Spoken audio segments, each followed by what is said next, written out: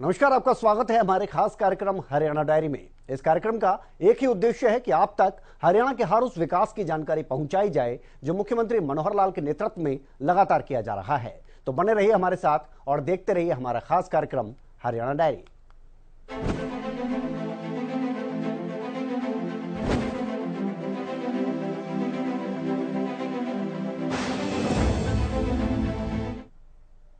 तो मुख्यमंत्री मनोहर लाल सिरसा के दौरे पर हैं। जनसंवाद कार्यक्रम के दूसरे दिन चोरमार खेड़ा, डबवाली और अबूशहर में सीएम ने जनसंवाद किया। इस दौरान मुख्यमंत्री मनोहर लाल ने कई विकास कार्यों की सौगात भी क्षेत्रवासियों को दी। तो वहीं नशे को लेकर सीएम ने क्षेत्र के लोगों से खास अपील भी की है। ये रिपोर्ट देखिए।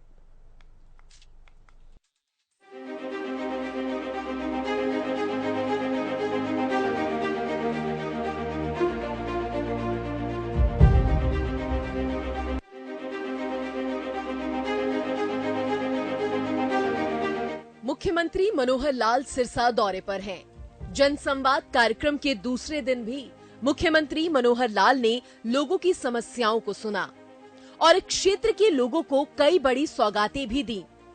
कार्यक्रम के दूसरे दिन गांव चोरमार खेड़ा में जनसंवाद कार्यक्रम को सीएम मनोहर लाल ने संबोधित किया। इस दौरान गांव के एक युवा ने मुख्यमंत्री मनोहर लाल से कहा कि इलाके में नशा सबसे बड़ी समस्या है, खासकर मेडिकल नशा और चिट्टे के नशे से यहाँ के युवा बर्बाद हो रहे हैं। इस बात पर मुख्यमंत्री मनोहर लाल ने कहा कि पिछले दिनों जब ओढ़ा गांव में रैली हुई थी तब नशे का मुद्दा उठा था, तब से सरकार कार्रवाई कर रही है।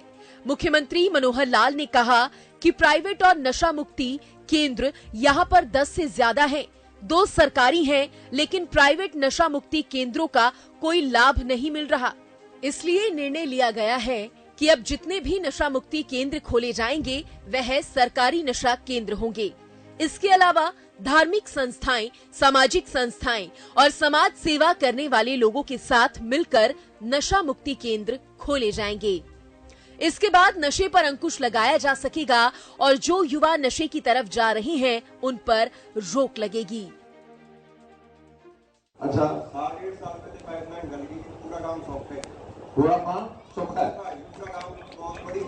केड़ा पिंड अच्छा चोरमार का हुण पानी की कोई दिक्कत नहीं, किल्लत नहीं, वो तो बाद दे देना। चलो होने दे दो, बात तो सुननी नहीं, ऐसा नहीं है, हम सुनेंगे ना। पूरे गांव की एक ही मांग है कि मेरी है कि मेरा राशन कार्ड कट गया थी। अच्छा, एप्लीकेशन भी नहीं दी जो मैंने, नशे की बहुत है, नशा मेडिकल नशा और चिट्टा है, पूरा चोरमार पूरा ग्राउंड खाली पड़े, कोई भी नहीं। मैं तो याद होएगा जिसले उड़ा रैली हुई सी साल पहला हुई सी ना, और वो सारी गल उस वेले मेरे ध्यान आई सी। ਅਸੀਂ ਉਸ ਤੋਂ ਬਾਅਦ ਆਪਣੀ ਪੂਰੀ ਕੋਸ਼ਿਸ਼ ਕੀਤੀ ਹੈ। ਇੱਕ ਥੋੜੀ ਦਿੱਕਤ ਸਾਨੂੰ ਜਿਹੜੀ ਮਹਿਸੂਸ ਹੋਈ ਹੈ, ਜਿਹੜੇ ਪ੍ਰਾਈਵੇਟ ਡੀ ਐਡਿਕਸ਼ਨ ਸੈਂਟਰ ਵਾਲੇ ਇੱਥੇ ਹੈਗੇ ਆ, ਕਾਫੀ ਨੇ, ਸਰਕਾਰੀ ਕਿਸੇ 2 ਨੇ, ਪ੍ਰਾਈਵੇਟ ਹੀ 10-12 ਨੇ। ਪ੍ਰਾਈਵੇਟ ਵਾਲਿਆਂ ਦਾ ਫਾਇਦਾ ਸਾਨੂੰ ਨਜ਼ਰ ਨਹੀਂ ਆ ਰਿਹਾ। ਹੁਣ ਅਸੀਂ ਕੱਲ ਇਹ ਫੈਸਲਾ ਕੀਤਾ ਕਿ ਹੁਣ ਜਿੰਨੇ ਵੀ ਡੀ ਐਡਿਕਸ਼ਨ ਸੈਂਟਰ ਅਸੀਂ खोलांगे वो सारे सरकारी खोलांगे, या जेडे बंदे अच्छे रसूख वाले, सामाजिक काम करने वाले, धार्मिक काम करने वाले, इहो जे बहुत गुरुद्वारे ने, बहुत डेरे ने, बहुत आश्रम ने, वो संत कहते भी सानू तुसीं दिओ, असीं 2-2, 3-3 सेंटर चला के अपनी देख रेख च इहनूं दूर करावांगे। मैं पिछे 5 मई नूं संत समाज नूं बुलाया सी, ਉਹਦੇ ਸਾਰੇ ਆਏ ਸੀ, सिख समाज ਦੇ ਵੀ ਆਏ ਸੀ, ਹਿੰਦੂਆਂ ਦੇ ਵੀ ਆਏ ਸੀ, और डेरा दे सारे लोग आए थे। उन्होंने क्या काम सारे जिम्मे लगाओ, हालांकि वो अपने आप भी करते हैं, अपना प्रचार भी करते हैं, कथा कीर्तन सारी गल कहते हैं, लेकिन असं जेडे डेरे ने या जेडे इस तरह के डी एडिक्शन सेंटर ने उन्होंने को चलवावांगे ताकि लोगों को दस सकन, नौजवानों को दस सकन भी ये पाप है, साडा भविष्य जिहड़ा है वो खराब हो रहा है, नौजवान जिहड़ा है वो बहुत डिरेल्ड हो रहा है, और नौजवानों का अगर भविष्य खराब हो गया ते अगे सिस्टम सारा ही बिगड़ जाएगा। बहुत चंगी गल कही है तुसी, इहनूं असीं पूरा करांगे। इसके अलावा दूसरे दिन मुख्यमंत्री मनोहर लाल ने सुबह सिरसा जिले के गांव जगमालवाली में स्थित गौशाला पहुंचकर गौवंश को चारा डालकर दिन की शुरुआत की। तो वहीं ऐतिहासिक गुरुद्वारा श्री चोरमार साहिब में मत्था टेका और प्रदेशवासियों की सुख समृद्धि के लिए अरदास की। इसके अलावा मुख्यमंत्री मनोहर लाल ने सिरसा ओढ़ा जलाल आना बस को हरी झंडी दिखाकर रवाना किया। बता दें, एक दिन पहले ही मुख्यमंत्री ने इस संबंध में घोषणा की थी। तो वहीं सिरसा के गांव कागदाना से जगमाल वाली में सीएम से मिलने आए बच्चों से जनसंवाद के दौरान भेंट कर उनके मन की बात जानी। मुख्यमंत्री मनोहर लाल ने अलग अलग गांवों में खुला दरबार लगाकर जन समस्याएं भी सुनी। उन्होंने इस दौरान 100 करोड़ रुपए से अधिक की 11 परियोजनाओं का शिलान्यास और उद्घाटन किया। मुख्यमंत्री ने डबवाली के लिए भी बड़ी घोषणाएं की। उन्होंने कहा कि डबवाली को पुलिस जिला बनाया जाएगा। सब लोगों ने, हम भी उनसे पूछते हैं कि आखिर सरकार के कामों के बारे में उनका विचार क्या है, और फिर उनकी जो समस्याएं होती हैं, कुछ डिमांड्स होती हैं, वो वर्बली भी बातचीत होती है, उनसे मौखिक तौर पर भी वो बताते हैं, और उनकी जो लिखी हुई शिकायतें वो भी हम सले लेते हैं। तो हर गांव में लगभग 200-250 लोगों की ओर से ये एप्लीकेशन मिलती हैं। एक एक एप्लीकेशन का हमारे जो डिपार्टमेंट के लोग हैं, जो जिला स्तर पर डिप्टी कमिश्नर और एसपी, वो सब अपने अपने ऑफिस में काम करते हैं। बाकी जो प्रदेश स्तर की ऐसे डिपार्टमेंट्स की होती हैं, उनको हम चंडीगढ़ ले जा करके उस पर कार्रवाई करवाते हैं। आज 2 स्थानों के ऊपर, एक जगह 4 स्थानों का लगभग 16.5 करोड़ की, और दूसरी जगह कोई 10 या 11 शिलान्यास और उद्घाटन हुए हैं। उन सब का राशि 47 करोड़, तो 47 और 16 इस प्रकार से 63 करोड़ रुपए का दोनों स्थानों के ऊपर किए हैं। लेकिन ये कल और परसों हर स्थान पर रहेंगे। ऐसे 46 प्रोजेक्ट हैं जिनका शिलान्यास या उद्घाटन होना है, और ये 200 करोड़ के आसपास ही पहुंचेगा।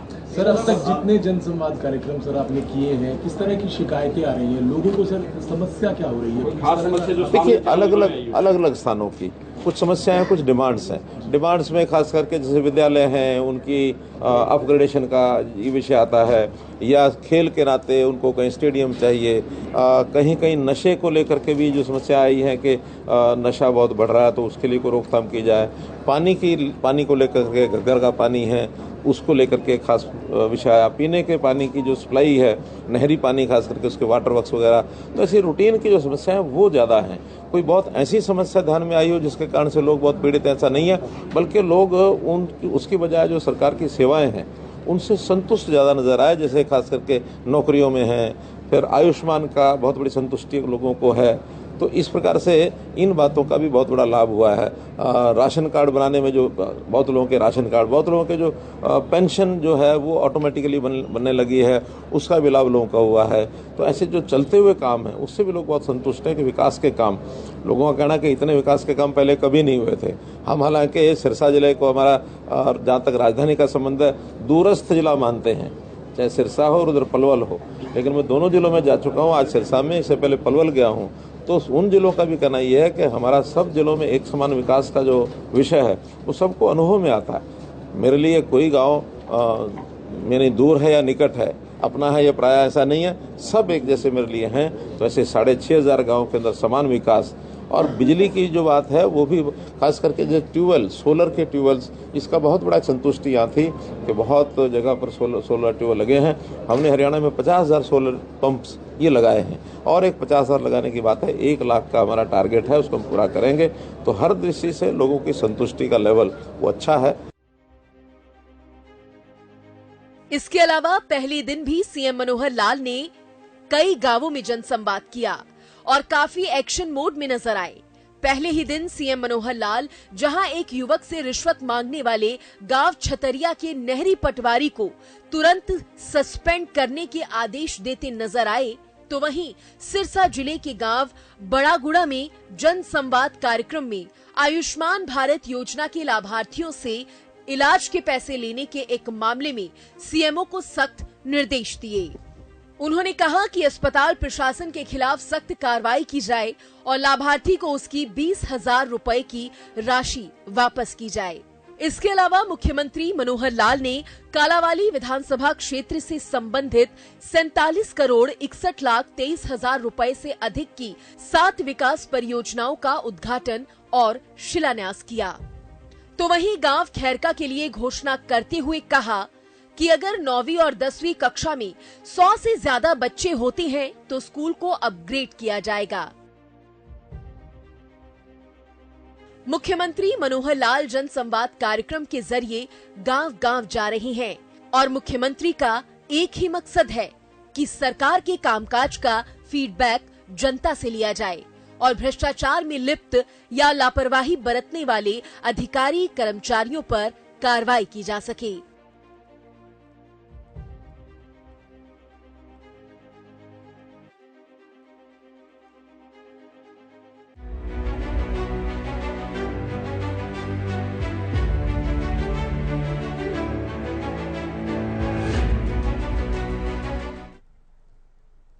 और ऑडियो कॉन्फ्रेंसिंग के माध्यम से विशेष चर्चा कार्यक्रम में डायल 112 सेवा के तहत आपातकालीन समय में सहायता प्राप्त करने वाले नागरिकों से मुख्यमंत्री मनोहर लाल ने सीधा संवाद किया। हरियाणा के मुख्यमंत्री मनोहर लाल ने कहा कि नागरिकों को आपातकालीन समय में त्वरित सहायता पहुंचाने के लिए शुरू की गई डायल 112 सेवा बेहद कारगर सिद्ध हो रही है। जिस प्रकार डायल 112 सेवा मुसीबत के समय नागरिकों को सहायता प्रदान कर रही है, उसी तरह से आगे भी प्रदेश के नागरिकों की सुरक्षा की दिशा में ये मील का पत्थर साबित होगी।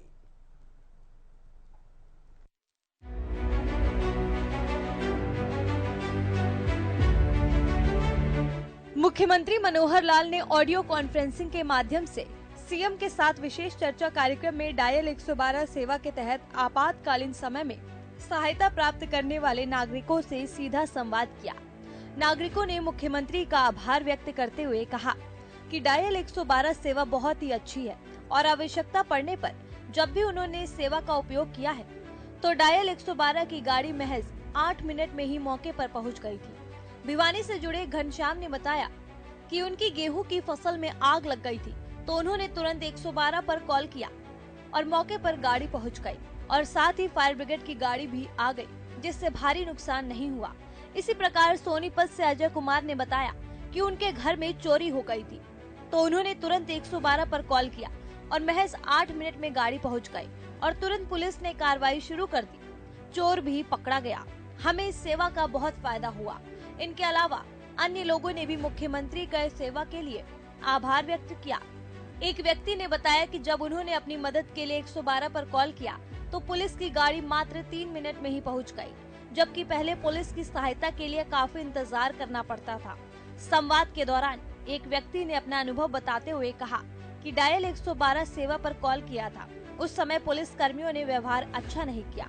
इस पर सख्त संज्ञान लेते हुए मुख्यमंत्री ने अधिकारियों को संबंधित के विरुद्ध अनुशासनात्मक कार्रवाई करने के निर्देश दिए। मुख्यमंत्री ने कहा कि ये विशेष चर्चा इस उद्देश्य से की जा रही है ताकि सुखद अनुभवों के साथ यदि किसी नागरिक के साथ कुछ बुरा अनुभव हुआ है तो उसकी जानकारी लेकर ऐसे संबंधित के खिलाफ कार्रवाई कर सभी व्यवस्थाओं को ठीक करना है। मनोहर लाल ने कहा कि हरियाणा के नागरिकों को संकट के समय तुरंत मदद प्रदान करने के उद्देश्य से 12 जुलाई 2021 को डायल 112 आपातकालीन त्वरित सहायता प्रणाली का शुभारंभ किया था। उन्होंने कहा कि पहले विभिन्न प्रकार की आपातकालीन सेवाओं के अलग अलग नंबर होते थे, यही नहीं विभिन्न प्रदेशों में एक ही सेवा के नंबर भिन्न होते थे। इसलिए प्रधानमंत्री श्री नरेंद्र मोदी के मार्गदर्शन में एक देश एक आपातकालीन नंबर 112 लॉन्च किया गया। अब इसकी सहायता से देश के सभी राज्यों और केंद्र शासित प्रदेशों में कहीं से भी मदद प्राप्त कर सकते हैं। मुख्यमंत्री ने कहा कि हरियाणा सरकार सभी नागरिकों को तत्काल आपातकालीन सहायता प्रदान करने के लिए प्रतिबद्ध है। अब डायल 112 पर सूचना आने के बाद संबंधित अधिकारी अथवा कर्मचारी अपने अधिकार क्षेत्र सीमा अथवा थाने की सीमा का बहाना नहीं बना सकता। उससे तुरंत जरूरतमंद को सहायता उपलब्ध करानी होती है। इस नंबर पर कॉल करके नागरिक फायर ब्रिगेड, मेडिकल, पुलिस सहायता जैसी कई प्रकार की मदद ऑन द स्पॉट प्राप्त कर सकते हैं। उन्होंने कहा कि पहले जब कोई अपराध या दुर्घटना होती थी तो लोगों को शिकायत रहती थी कि मदद समय पर नहीं पहुंचती। लोगों को समय पर मदद पहुंचाने के लिए ये प्रणाली शुरू की गई है। इस प्रणाली के शुरू होने से संकट के समय सेवा प्रदायगी में पारदर्शिता आई है और विभिन्न आपातकालीन सेवा प्रदाताओं के बीच जवाबदेही सुनिश्चित हुई है। मुख्यमंत्री ने कहा कि जुलाई 2021 से अब तक स्टेट इमरजेंसी रिस्पांस सेंटर में 1 करोड़ से भी अधिक कॉल आई है। इनमें से 15,13,000 कॉल पर आपातकालीन सेवाओं के लिए तुरंत वाहन भेजे गए। इस सेवा की निगरानी लगातार वरिष्ठ अधिकारी करते हैं, इसलिए पुलिस इमरजेंसी रिस्पांस व्हीकल्स के लिए औसत प्रतिक्रिया समय अगस्त 2021 में 16 मिनट 14 सेकंड से घटकर अप्रैल 2023 में 8 मिनट 12 सेकंड हो गया है। इस प्रणाली में 628 वाहन तैनात किए गए हैं। इनमें ऐसे उपकरण लगाए गए हैं जिनकी किसी भी इमरजेंसी के समय जरूरत पड़ती है। ये वाहन वायरलेस और जीपीएस युक्त है ताकि घटना की जगह के रास्ते तलाश करने में आसानी रहे।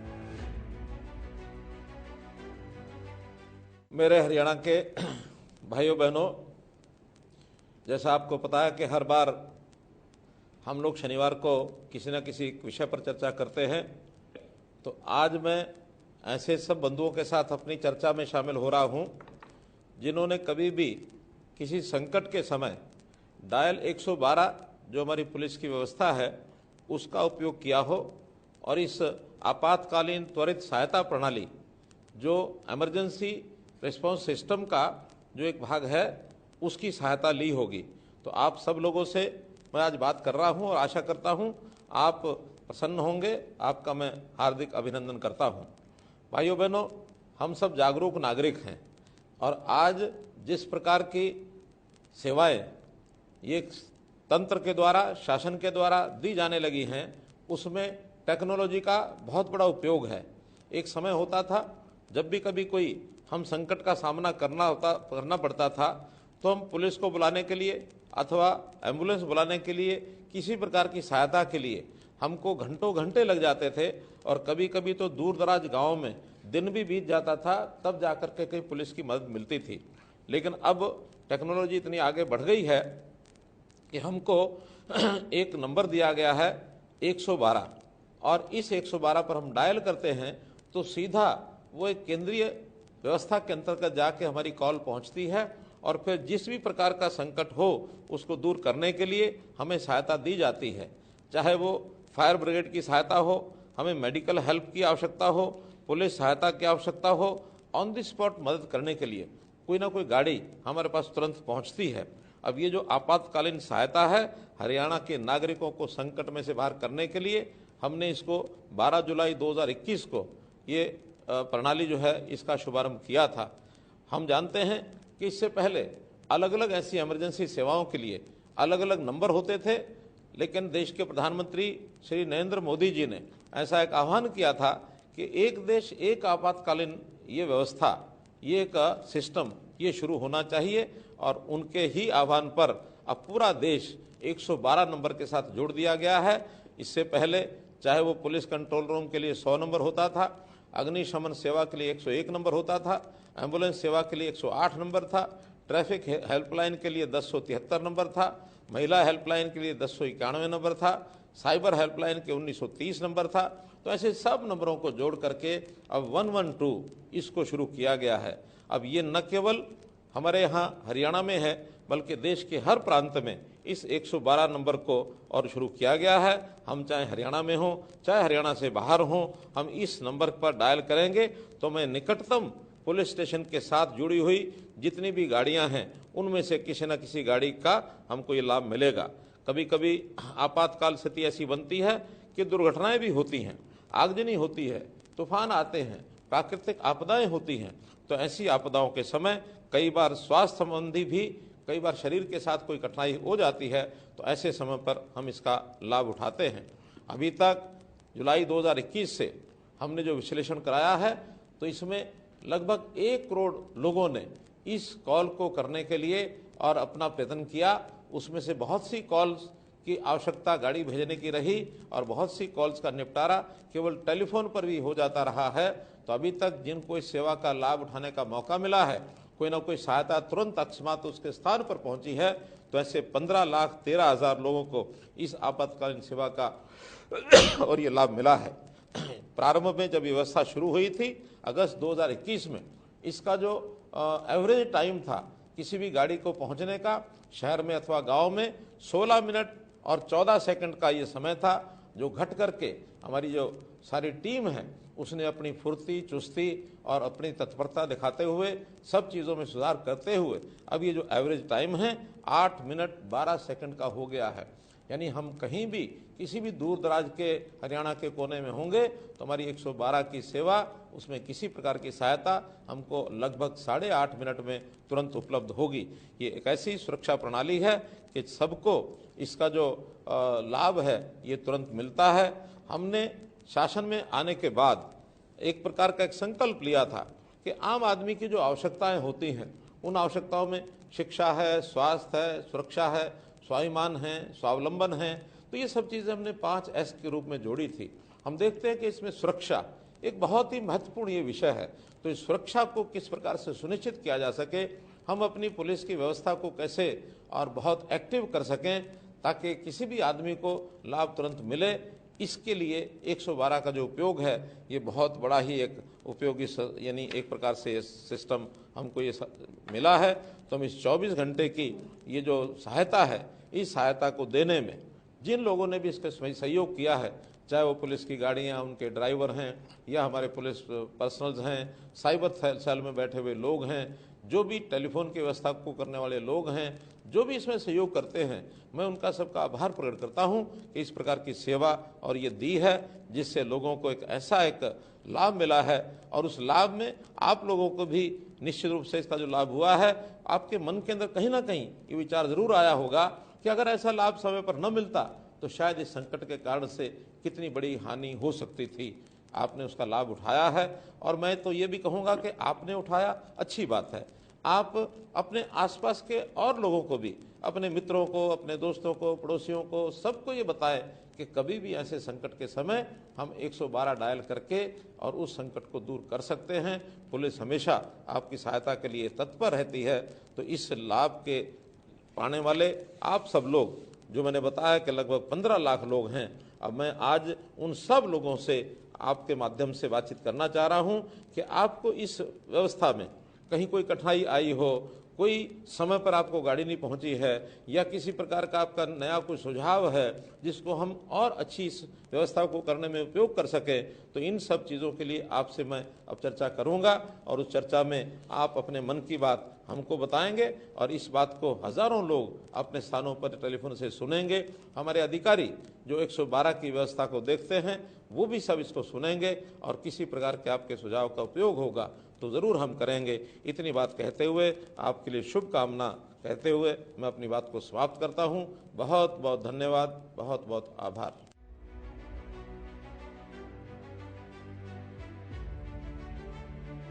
सीएम मनोहर लाल ने कहा कि हरियाणा में इस नंबर से प्रदेश की 2.5 करोड़ से ज्यादा जनसंख्या को 24 घंटे आपातकालीन सेवाएं मिल रही हैं।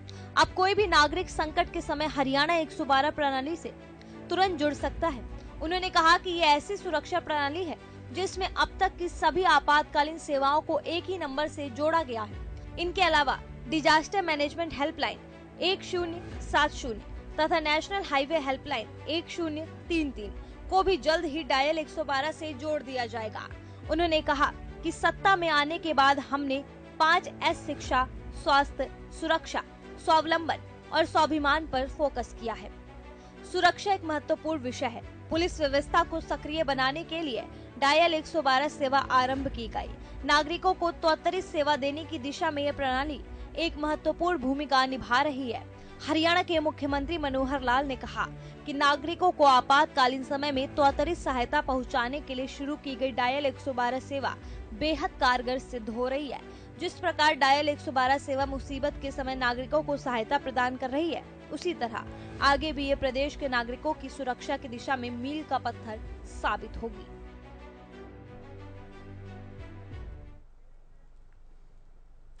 तो मुख्यमंत्री मनोहर लाल के कुशल नेतृत्व में हरियाणा प्रदेश लगातार विकास की ओर अग्रसर है। ऐसे में हरियाणा का हर वर्ग सरकार के कार्यों से काफी संतुष्ट नजर आ रहा है, क्योंकि हरियाणा सरकार का एक ही मकसद है कि प्रदेश के अंतिम व्यक्ति का भी विकास किया जा सके।